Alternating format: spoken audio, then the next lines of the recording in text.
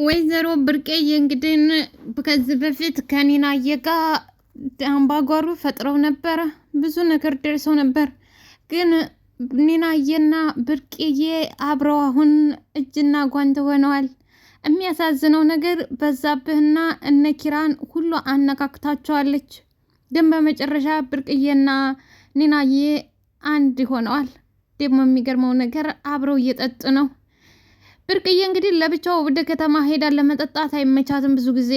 ምክንያቱም በዛብህ ባልተቤቷ ይቆጣታል እና ፊቷን ሸፈንፎን ብላ ዛሬ እንዴት ነሽ ትላታለች። ምን ደህንነት አለ ብለሽ ነው? ምን ሆንሽ? እጣ ኃይል አንጥተ ይገትሩናል ትላለች ኒናዬ። ብርቅዬም እንዴ አላወቅሽኝም እንዴ? እኔ እኮ ብርቄ ነኝ ትላታለች። እንዴ ብርቄ እና ለምን ተሸፋፈንሽ? በዛብህ እንዳይ ብዬ ነው። እኔ ምልሽ ያችን አንድ ቀኗን አንደግማትም እንዴ? አረ ያችን አንድ ቀኗን አንደግማትም። አይሆንም፣ የመጨረሻ ማስጠንቀቂያ ነው እነ ኪራይ ሰጡኝ። እንዴ አንቺ ደግሞ እንኳን አረቄና ጥፊ እንኳን ይደግማን። ኧረ እባክሽ ነይ እንሂድ ታተነች። ኒናዬም አረን የመጨረሻ ማስጠንቀቂያ ተሰጥቶኛል እንዴ? ግን እዛ አካባቢ የለም እንዴ? ወይ አንቺ ለምቻሽ ለምን አከጅም? ተዛው ዳለርሽም?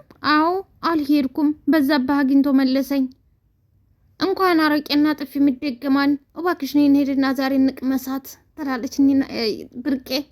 ሰላም ጤና ይስጥልኝ ውድና የተከበራችሁ አድማጭ ተመልካቾቼ፣ ለቻናሌ አዲስ የሆናችሁ ላይክ፣ ሰብስክራይብ፣ ሼር እያደረጋችሁ አበረታቱኝ። ለምታበረታቱኝ አመሰግናለሁ። ትናንት ቀጥሬሽ ነበር፣ ለምን ትናንት አልመጣሽም ነበር? በቃ ባልተቤቴ በዛብህ አግኝቶ የተመለስኩ። በቃ ዛሬ ሆይ ትናንትና ነበር ያልኩሽ። ዛሬ እንደዚህ እየፈራሽ እዛ ደግሞ ባልሽ መጥቶ ጦስ አይሆነኝም። ቅየም እንግዲህ ቢያገኝሽም እኔን እንጂ አንቺን አይመታሽም በማለት ታበረታታታለች። ብቻ አንቺ እየሰደበሽ አንቺን ማግኘት አይፈልግም። እናማ ብቻ አንቺ ፍራ እንኳን ተያሻት ግዴለሽም። ሄደን እንቅመሳት ፍራ እንኳን ብቻ አንቺ ተያሻት ሄደን እንቅመሳት። ፍራ እንኳን ለማውጣት ነው እንደዚህ ብዙ ነገር መቆኘው። አሁን እንደዚህ የምትኩራሪብኝ ፍራንክ ስላለሽ ብቻ ነው ላለማውጣት ነው ትላለች ብርቅዬ። ኧረ እኔ እንደዛ አይደለም ኒናዬ። ደግሞ ኪራ በታች በኩል እየጠበቀኝ ነው። ናዬ በቃም ብያልሽ ነው። ዛሬ ላታጠጪ ነው። በቃም ብያልሽ ነው። ግን ኃላፊነቱን አልወስድም ትላለች ኒናዬ። ብርቅዬም ግድ የለሽም፣ እኔ ግን አምሮኛል፣ እኔ ኃላፊነቱን ወስዳለሁ። እባክሽ ሄጄ መጠጣት እንኳን ብቻ ባይሆንም ሸተት ማድረጉ እንኳን ናፍቆኛል። ፈጣን የሚላክ ልጅ አለ አይጠፋም። ወደ ልልኪው ነው ብርቅዬ። አንቺን ልጁን ጠቁምኝ እንጂ እኔ ወዴት እንደሚላክ አውቀዋለሁ። ብቻ አሁን ቶሎ ሄጂ ልጁን ጥሪው። ቅዱስዬ እንግዲህ ወደ እነ ኪራ ቤት ሄዶ ነበር እና ቅዱስዬ ወደ ሶፋው ላይ አረፍ ብሎ ስልኩን እያየ ነበር። እናማ ሌባውና ዘራፊው እስቢድ ይመጣል። ቅዱስዬ በድንገት ይደነግጣል። ማልበል ይለዋል። ሲያው ደስም አላለው። እስቢድም ለመሸሽም አሰበ። እንደዙም ግራ ሲገባው ማልበል ሲለው አለ የሌባ አይናውጣ ማለት ይሄ ነው። ተልመጠመጥና እንደገና አማን ነው ሰላም ነው በማለት የቅዱስዬን እጅ መጨበጥ ያዘ። ማለት አንቺ ነሽ እንዴ? ኪራው ማለት አንቺ ነሽ እንዴ ይላል። አይ አይደለሁም፣ እኔ ቅዱስ ነኝ። አይደለሁም አድየ ቋንቋ አብሽር በቃ ደቅ በይ ይላል እስቢድ። ቅዱስዬም አንተን ግን አላወቅኩህም ይለዋል። እስቢድም ተኔ ጋር ተዋወቅንም አይደለ? ተኔ ጋር ተዋወቅ የምርጤ ይላ አለና ከዛ በኋላ ማለቴ አስጨናቂ ይባላለሁ። አዎ አስጨናቂ ይባላለሁ ይላል። ቅዱስዬም ይስቃል። ከሳቀ በኋላ ይቅርታ በጣም በዚህ ዘመን በዚህ እድሜ አስጨናቂ ብሎ ስም የሚያወጣ ቤተሰብ አለ ወይ? ግን ይቅርታ በጣም ይለዋል ቅዱስዬ። አዎ ኒና ነው ያወጣችልኝ። ኒና ነች ያወጣችልኝ። አንተ ታውቃታለህ እንዴ? አዎ የእሷ ዘመድ ነኝ ይላል። ውሸቱን ነው፣ ዘመድ አይደለም። እና ለመዝረፍ ነው የመጣው። የኒና ዘመድ ነች። አዎ ብቻ ነው እዚህ ተከሰትኩ በኋላ ምናምን ወደ ገጠር ትታይ ሄደች ተባለና ምናምን ይላል። አስጨናቂ እና አልገባኝም። ያው ጨነቀኝ እልሃለሁ። ያው ኪያ አለችልህ? አይ ያው ኪያ እንደ ዘመድ አኮን መኖርማ ነበረች፣ ግን እንደ ዘመድ አትሆንም ብዬ ነው። ትዬ እውነት መስሎታን። እኔ የምልህ የኔና እህት እንድታመመኝ ነግራኝ ነበር እና እንዴት ሆነች ይለዋል። ደህና ነች፣ እሷም ደህና ነች። ሁለተኛ ፍልፈሏን በሰላም ተገላግላለች ነው የምልሽ፣ በሰላም ተገላግላለች ነው የምልሽ ይላል ቅዱስዬ። እንዴ ማለት እህቷ እኮ ታማሚ ናት፣ በዛ ላይ ደግሞ ታናሿ ናት ይላል። እንደገና ይደነግጣል። ቅዱሴ ይሰረስረዋል።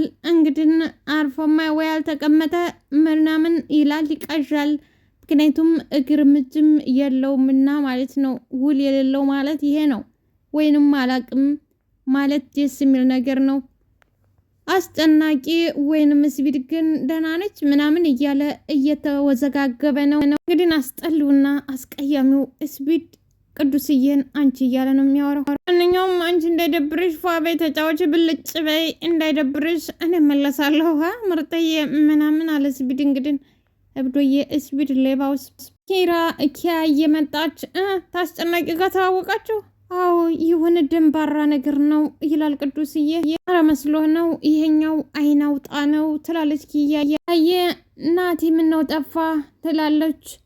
እስቲ እንደው ብቻሽን አንቺ ምዝት የምታድሪ ጥሪውና አብሮሽ ደር ይላታል። እሱም እኮ ናቲ ኒና ተሄደች በኋላ እዚህ በመድረሱን ትዞታል። በቃ አዝኗል፣ ልቡ ተሰብሯል።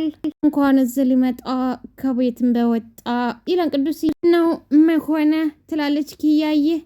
እሱማ ምን ይሆናል እኔን አቃጥሎ ልደፋኝ ነው እንጂ ቅዱስዬ፣ እሱማ ምን ይሆናል ብለሽ ነው?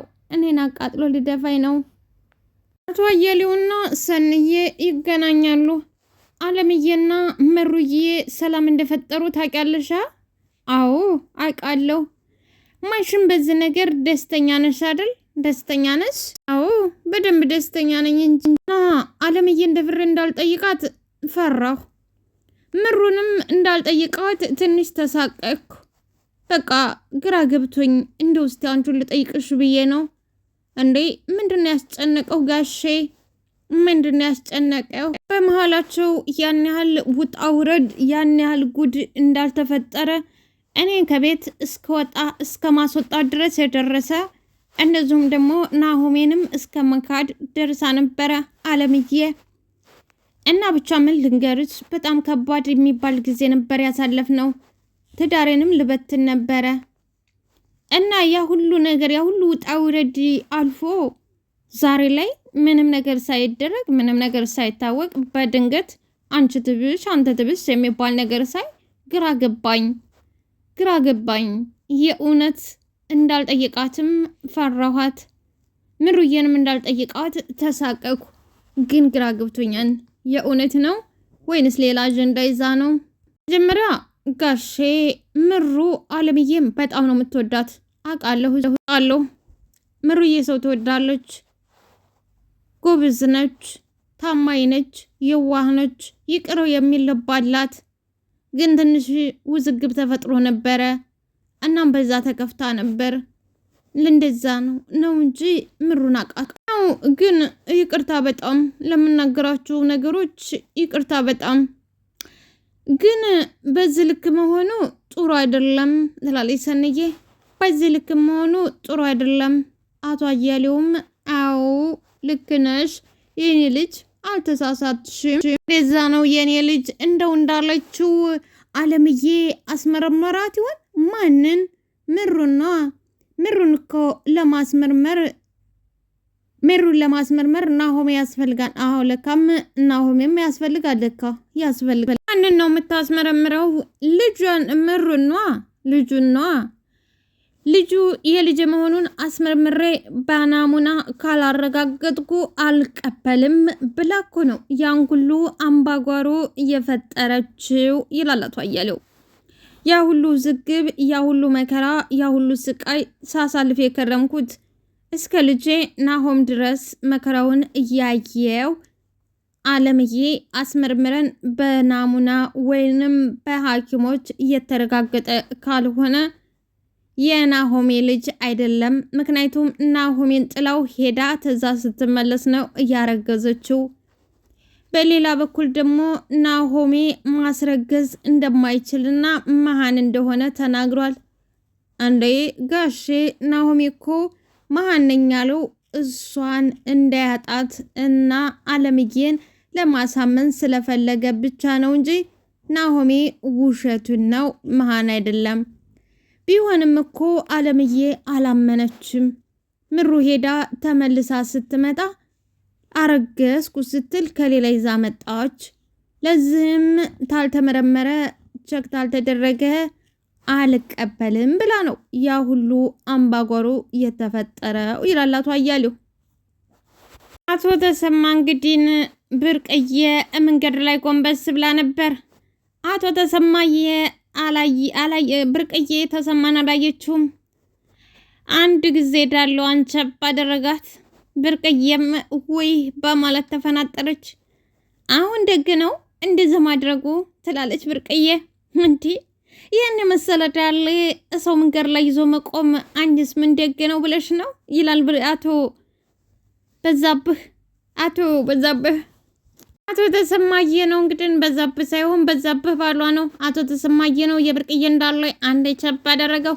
ይሄንን የመሰለ ቂጥ ይዞ መንገድ ላይ መቆም ደግ ነው ብለሽ ነው ይላታል። የሚያሳዝን መልኩ እንግዲህ በዛብህ ይደርስባቸዋል። በዛብህ ደግሞ የብርቅዬ ባል ነው። እጡን ይጥላል። ከዛ በኋላ ና ተከተለኝ ይለዋል፣ ይከተለዋል።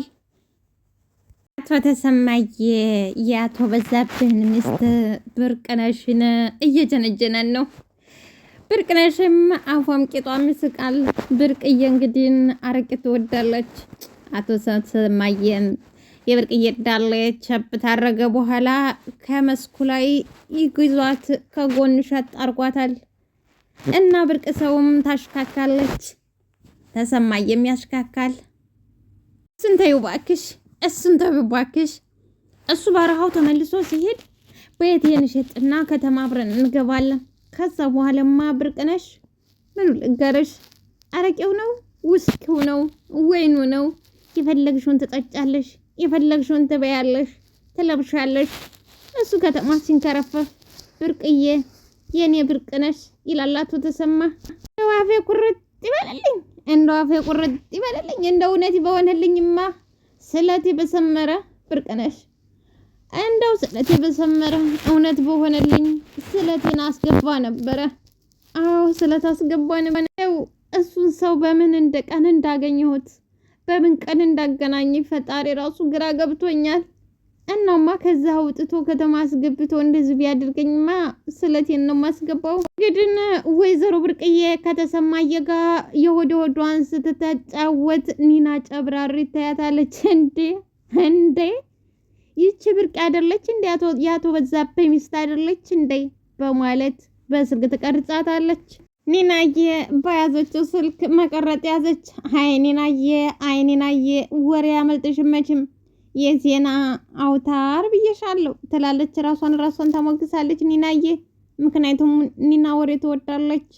በለገላት ብንል ማካበድ አይደለም ለኒናዬ። አስቡት፣ በዛብህ ማንም ተኔ በላይ ወንድ የለም፣ ማንም ምንም እያለ የሚጎፈራ ሰውዬ ወይንም ቲቪተኛ ሽማግሌ ነው። ይሁንና አቶ ተሰማ ሚስቱን እየጀነጀናት ነው። እዚህ ጋር ተሰማ ሚስቱን ይጀነጅናል። አቶ በዛብህ ደግሞ ከኔ በላይ ጀግና የለም ወንድ የለም ይላል። አይደለም የሱን ሚስት ጽናትዬን ለምን ወንድ መጥቶ ሰፈራችንን አስደፈርሽው በማለት ሲያሳድዳት ነበር። አየ እንግዲህ ወይ ውሽሚት እያለ ፎቶ እያነሳችሁ ነው። ብሶቷን ለተሰማየት ታወራዋለች፣ ታወገዋለች። ጧትና ማታ እኮ እንደ ቡና ቡቀጫ ነው የሚወቅጠኝ። ጧትና ማታ እየወቀጠኝ ነው። ሲመችና ሲነጋ ታልወቀጡየና ታልወቀጥ አድሬ አላቅም ይላል። ተይው ይላል ተሰማየ። እንግዲህ የኔና ያሸንጉሊት ኔና የስልክ እየቀረጸች በስተት ነካታለች፣ ድምጥ ታወጣለች። አቶ ተሰማየም ይደነግጣል፣ ብርቅዬም ትደነግጣለች። ማነው? ምንድነው? ማነው? ይላል። ብርቅነሽም አቤት እኔ አለቀልኝ፣ በቃ በዛብህ ማለት ነው፣ አለቀልኝ፣ በቃ ማነው? ይላል አቶ ተሰማ። አይኔ በቃ እንደፈራሁት አለቀልኝ ማለት ነው። እንደፈራል ፎቶ አለቀልኝ ማለት ነው ትላለች ብርቄ። ኧረ ትጨነቃለች ብርቄ። ተሰማይም ኧረ እሱ እንደሆነ አይመጣም ባክሽ እቴ ባክሽ አውጊን ወደ ወዳችን እንጫወት። እሱ እዛ እንዴት ተቀመጠ? ማን አንስቶት እንዴት ተናንቆ ይመጣል? አንተ እሱን አታውቀውም ማለት ነው። እባክህ እንሂድ፣ እኔ ቀፎኛል፣ ቀፈፈኝ፣ ከበደኝ። በቃ እንሂድ እባክህ እንሂድ። ማንነቱን ተነስቼ ወደ ጮህበት ሄጄ ማየት አለብኝ ይላል አቶ ተሰማ። እንዴ ምን ማለት ነው? ማንነትንማ ማሳየት የለብህም፣ እንዲሁም ማንነት መታወቅ የለበትም ትላለች። ሴት መቼም መላታዳ የለ። እንግዲው ታልሽማ እሺ፣ እንግደው በቃ እሺ፣ በቃ እንግደው እንዳታልሽማ ደግሽ በቃ ይላል አቶ ተሰማ። የሽማግሌው ዝቅ በል ራስህ አይታይ ዝቅ በል በማለት ዝቅ ብላ ጓጎንብሰው እንደ ህፃን ልጆች ይሄዳሉ። እንግዲህ ኒና ወሬ የምትወደው ያየችውን የተመለከተችውን ወደ ጽዬ ጋር ልቀዳላት ቢሆንም ጽዬ ግን የራሷ ውጣ ውረድ ስለበዛባት ኒናዬ አርፈሽ ተቀመጭ፣ ካልሆነ ደግሞ ወደዛው ወደ አዲስ አበባሽ ተመልሰሽ ሂጂ ትላታለች። አይደለም እኔ አይደለም አሁን ነገር የምፈጥረው ራሱ በዛብህ ነው ትላለች። አሁን